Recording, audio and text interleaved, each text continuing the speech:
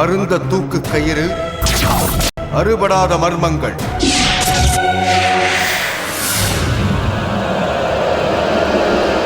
மாதவனும் முத்துவும் பைக்கில் வந்து கொண்டிருந்தனர். ஒரு வீட்டின் முன்பு வந்து நின்றது பைக்.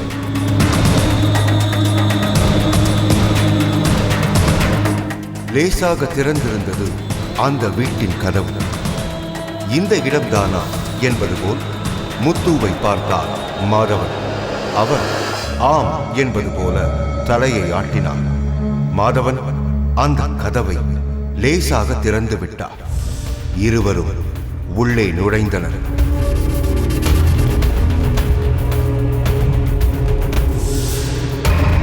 உள்ளே தூக்கில் தொங்கிக் கொண்டிருந்தாள் ஒரு இளம் பெண்.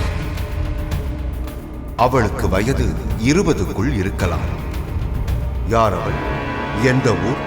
எதற்காக இங்கே பிணமாக தொங்கிக் கொண்டிருக்கிறாள் என்பதையெல்லாம் இனிமேல்தான் கண்டுபிடித்தாக வேண்டும். முத்து தன் பார்வையை தொங்கிக் கொண்டிருந்த பிணத்தின் மீது திருப்பினார். காற்றில் அறை கதவு திறந்து மூடும்போது இது தெரிய வந்ததாக ஸ்டேஷனுக்கு போன் வந்திருந்தது. அதனைத் தொடர்ந்துதான் முத்துவும் மாதவனும் இங்கு வந்திருந்தனர். தூக்கு போட்டு இருந்ததா ஒரு தகவல் ஸ்டேஷனுக்கு வந்திருக்கு.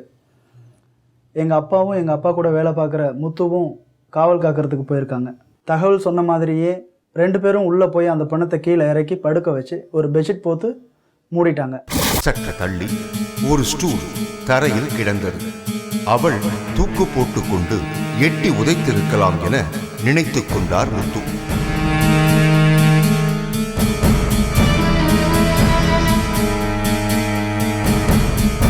படபடவென காரியத்தில் இறங்கினார்கள் இருவரும்.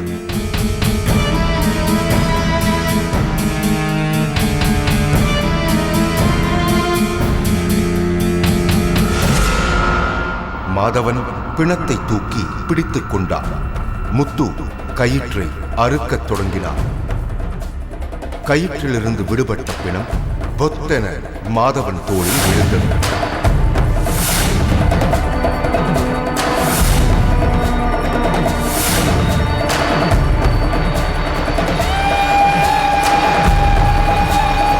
இருவரும் சேர்ந்து அதை தரையில் படுக்க வைத்தனர். அருகில் கிடந்த பழைய துணியை எடுத்து வந்த முத்து அதை போட்டு முகத்தை மூடினார்.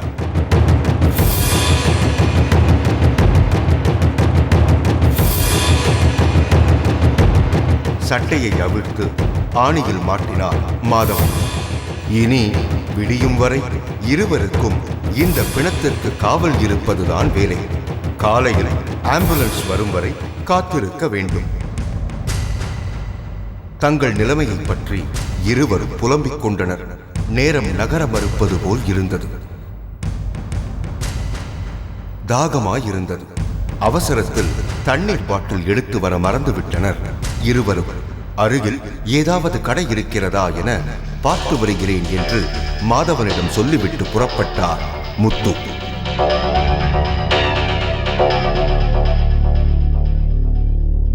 பக்கத்து கடையில் போய் தண்ணி வாங்கிட்டு வரேன்னு எங்கள் அப்பாட்ட சொல்லிட்டு போயிட்டாரு. அதுக்கப்புறம் அந்த பிணத்துக்கிட்ட எங்கள் அப்பா மட்டும்தான் இருந்தார்.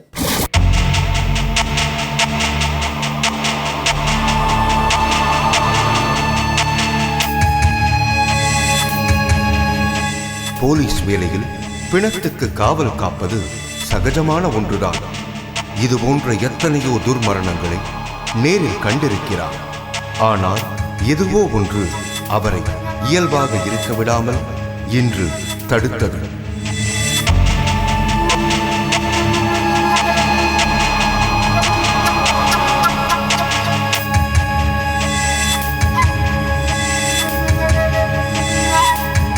தனது பார்வையை மெல்ல பிணத்தின் மீது படரவிட்டார்.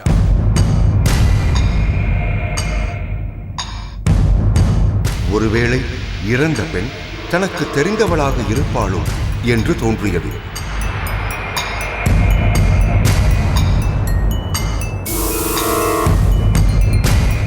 அப்போதுதான் அதன் முகத்தை கூட சரியாக பார்க்கவில்லை என்பது நினைவுக்கு வந்தது. பிணத்தின் அருகில் சென்றார்.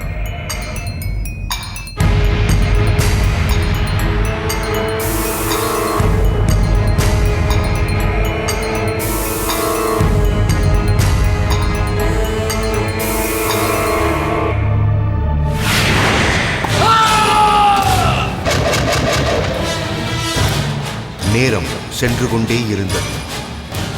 மாதவனுக்கு கடைக்கு சென்ற முத்து வருவது போல் தெரியவில்லை. படபடப்பாக இருந்தது.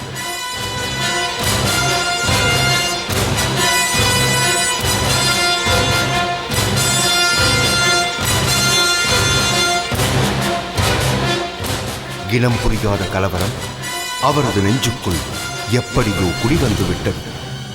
மிகவும் சிரமப்பட்டே சிகரெட்டை பற்ற வைத்தார். கடைக்கு போன முத்தங்களை ரொம்ப நேரமாக காணோம். அந்த பிணத்தோட முகத்தை எங்கள் அப்பா பார்த்ததுக்கப்புறம் அவருக்குள்ள ஒரு பயம், ஒரு படபடப்புலாம் ஏற்பட்டுச்சு. அந்த பயத்தை போக்குறதுக்காக பாக்கெட்லேருந்து சிகரெட் எடுத்தார். தீக்குச்சி எடுத்து உரச முயற்சிக்கும் போது அவரால் முடியலை. அவர் கையெல்லாம் நடுங்குச்சு. ஏன் அப்படி ஒரு பயம் வந்துச்சுன்னு அவராலேயே புரிஞ்சுக்க முடியல. நல்ல வேளை அந்த பெண் இவருக்கு தெரிந்தவள் அல்ல. ஆனாலும் அந்த முகம் இவரை என்னவோ செய்தது.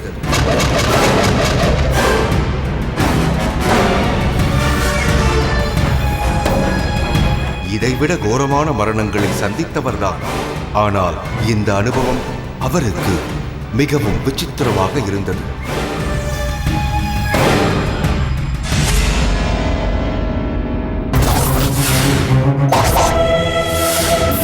அருந்த தூக்கு கயிறு, அறுபடாத மர்மங்கள்.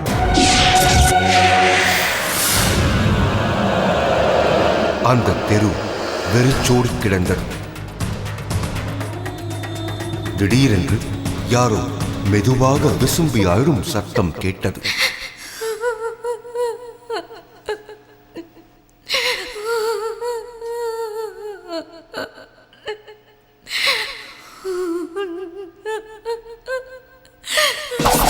ஒருவேளை பிரம்மையாக இருக்கலாம் என்று புகைப்பதில் கவனத்தை செலுத்தினார்.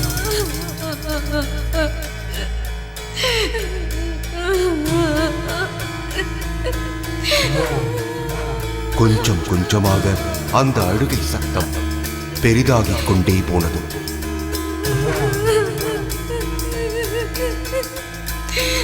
சத்தம் வரும் திசையை கூர்ந்து நோக்கினார். பிணம் தேம்பி தேம்பி அழுவது போல் இருந்தது.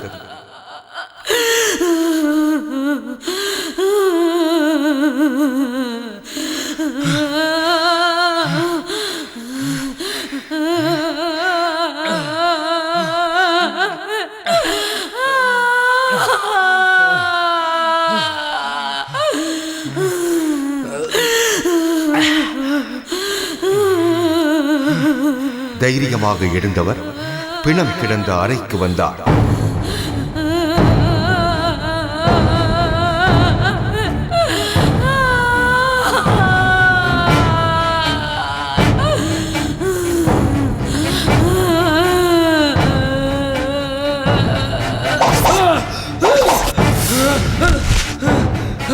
சுதாரித்துக் கொண்டு எழுந்து உட்கார்ந்தவர் தன் காலை பார்த்தார்.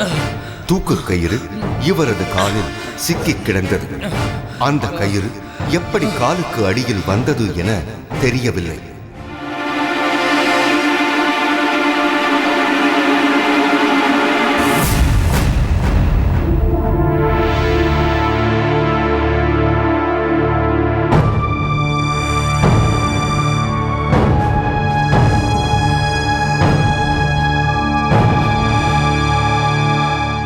நம்ம பயப்படக்கூடாது, அழுகிறது அந்த புணமாக நம்ம பார்த்துடலான்னு சொல்லிட்டு எங்கள் அப்பா கிளம்புனார். கிளம்புறவர் திடீர்னு தடிக்க விட்டு கீழே விழுந்துட்டார். என்னடா இதுன்னு பார்க்கும்போது காலுக்கு அடியில் தூக்கு கயிறு.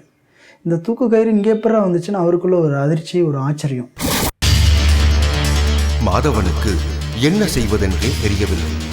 தன்னை தனியே விட்டுச் சென்ற முத்துவின் மீது ஆத்திரமாக வந்தது.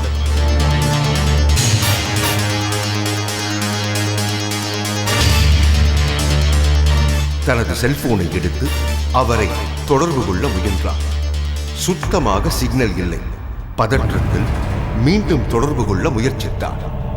முத்துவின் செல்போன் பிஸியாகவே இருந்தது. தனது பயத்தை யாரிடமாவது பகிர்ந்து கொள்ள வேண்டும் என்று தோன்றியது அவருக்கு.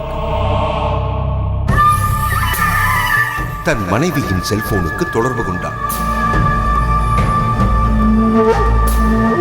மனைவியின் செல்போனும் நீண்ட நேரம் ஒலித்துக் கொண்டே இருந்தது.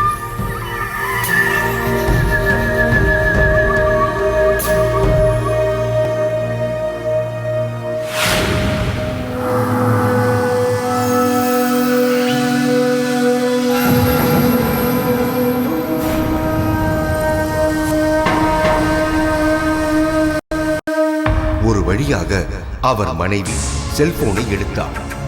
இந்த வீட்டில் நடக்கும் சம்பவங்களை விவரிக்கத் தொடங்கினார் மாதவன். மாதவனை பயமின்றி இருக்கும்படி தைரியமூட்டினார் அவர் மனைவி.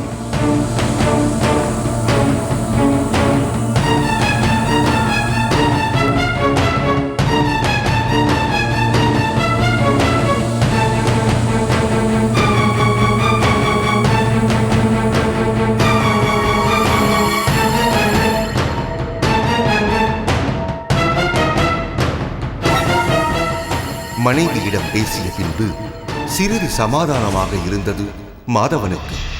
இப்போது மீண்டும் அமைதியான அந்த வீட்டை அலற வைத்தது ஒரு செல்போன் சத்தம்.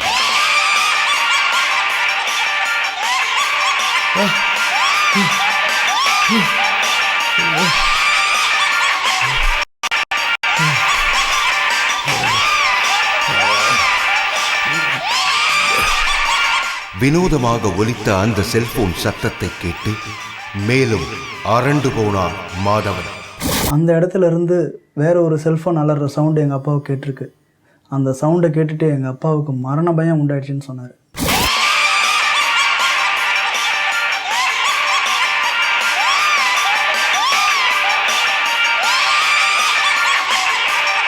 மெதுவாக தன்னை நிதானப்படுத்திக் கொண்டவர் அந்த சத்தம் வரும் திசையை உற்று கேட்டார்.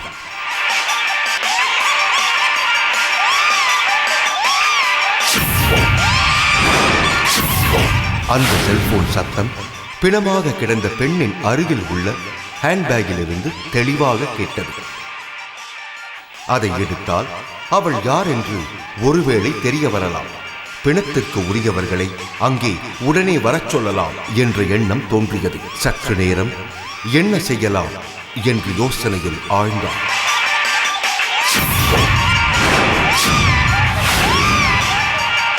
மீண்டும் பயத்துடன் அந்த அறைக்கு வந்தார். எதுவாக இருந்தாலும் பரவாயில்லை, எடுத்து பார்த்து விடலாம் என்ற முடிவுக்கு வந்தார். மீண்டும் பயத்துடன் அந்த அறைக்கு வந்தார். எதுவாக இருந்தாலும் பரவாயில்லை, எடுத்து பார்த்து விடலாம் என்ற முடிவுக்கு வந்தார் மாதவன்.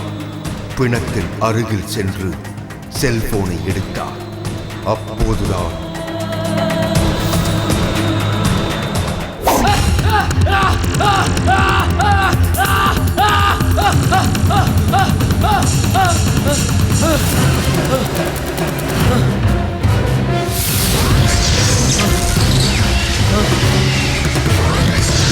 பிணம் இவர் காலை பிடித்தது உண்மையா பொய்யா என்றே அவருக்கு புரியவில்லை.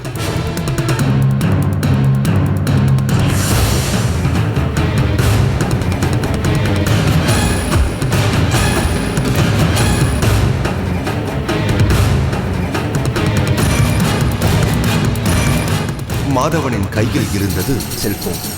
அதை எப்படி இயக்குவதென்றே அவருக்கு தெரியவில்லை. யார் அழைத்தது என்றும் பார்க்க முடியவில்லை.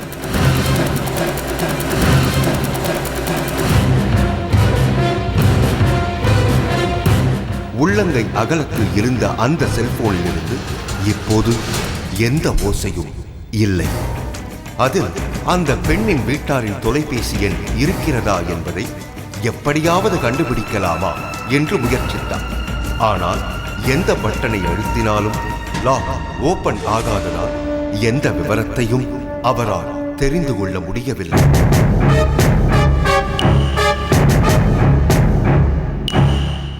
அப்போது அந்த செல்போன் திரை திடீரென்று உயிர் பெற்று சில காட்சிகள் ஓடத் தொடங்கியது.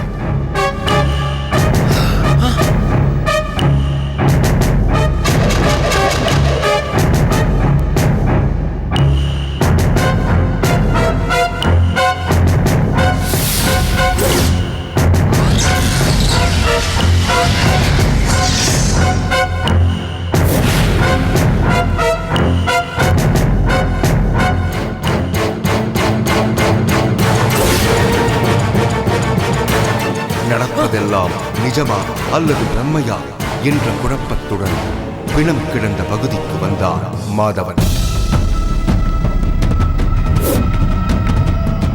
அதிர்ச்சியில் அவரது ரத்தம் உறைந்தே போனது. அதுவரை அங்கே தரையில் கிடந்த அந்த பெண்ணின் பிணத்தை காணவில்லை.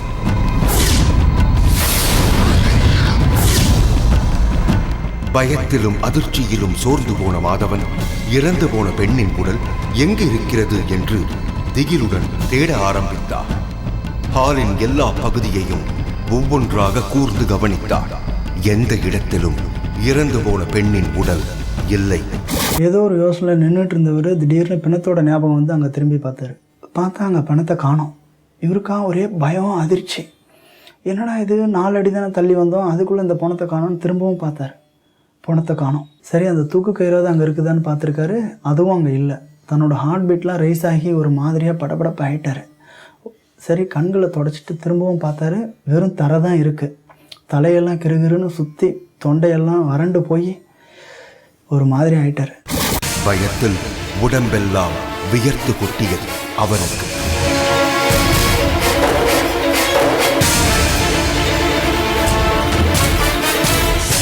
அப்போது அவருக்கு பின்புறமாக திடீரென்று தோன்றியது இறந்து போன பெண்ணின் உருவம்.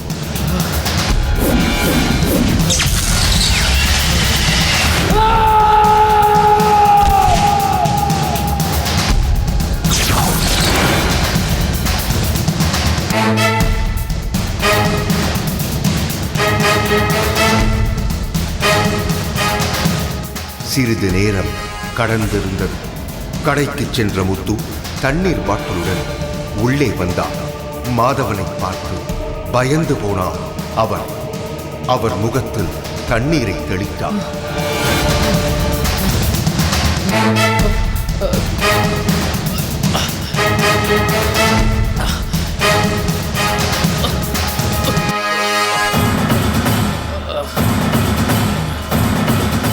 கொஞ்ச நேரம் பேச்சை வராமல் அமர்ந்திருந்தவர் சிரமப்பட்டு திக்கி தடுமாறி அங்கே நடந்தவற்றை சொல்ல முயன்றார். பயத்திலும் களைப்பிலும் மாதவனால் அவற்றை அரைக்குறையாகத்தான் கூற முடிந்தது.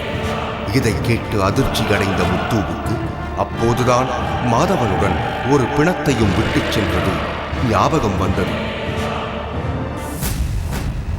அவசரமாக பார்வையை திருப்பினார்.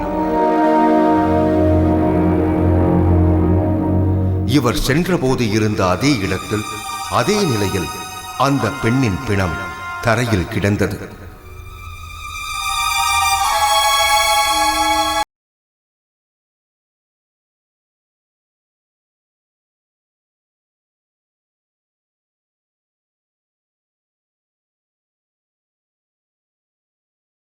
முத்து சமாதானமாக பேசினார். நடந்த சம்பவங்களின் பாதிப்பிலிருந்து மாதவன் வெளிவரவில்லை என்றாலும் முத்து அருகில் இருப்பதால் அவரிடம் பயம் விலகி இருந்தது. இருவரும் ஆம்புலன்ஸின் வருகைக்காக காத்திருக்கத் தொடங்கினார்கள்.